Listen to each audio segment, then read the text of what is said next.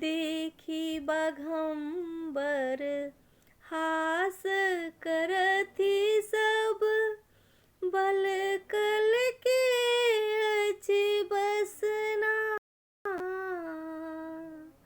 देखी बाघंबर हास करथि सब, बल कल के अछि बसना। ये उपहास सहल नहीं जाई अछि, उपहास सहल नहीं जाई अछि। झहरी रहल दुनु नैना, हे हर हमरो के कीनी दिया गहना।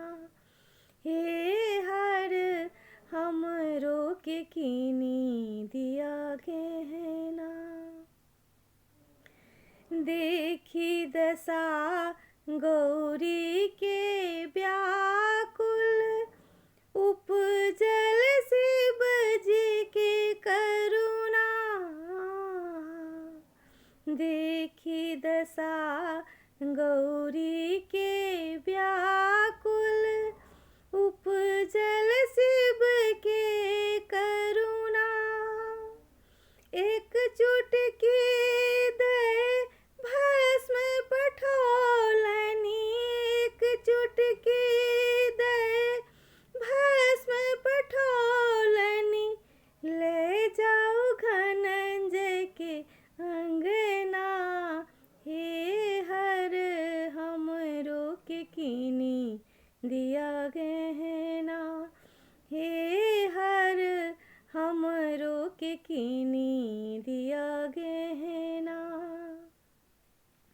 भस्म के देखी मुरुझैला धनंजय, सुनहु मातु एक बचना। भस्म के देखी मुरुझैला धनंजय, सुनहु मातु एक बचना।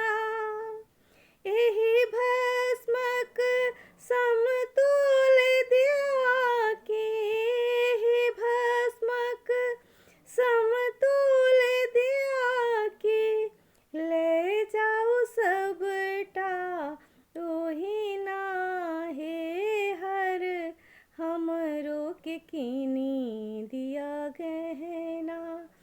हे हर हमरो के कीनी दिया गहना।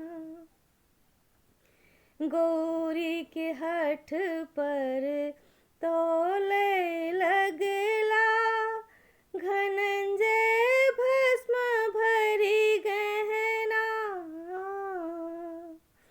गौरी के हठ पर